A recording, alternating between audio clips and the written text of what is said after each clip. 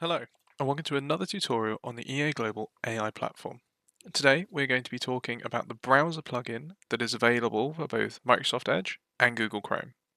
This browser plugin is designed to help you get your answers out of the platform into your web-based forms as easy as possible.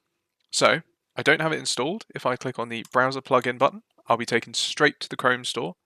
I can click Get, Add Extension, View Extension, and then as soon as I click on this, it will open the side tab. I can click on sign in, and because I'm already signed into the EA platform, it will automatically sign me into the browser plugin as well. From here, what I'll be able to do is I will be able to select the specific form that I want to fill in.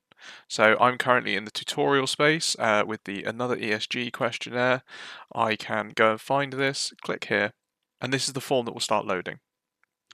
What you'll see is on the page, it will start scanning to find which questions it needs to answer.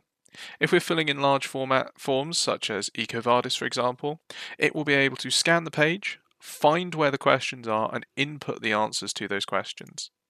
However, what I'm going to do is I will show you that if we go into the All Questions tab, we will be able to see each question individually, where it breaks down the Scope 1 emissions and so on and so forth.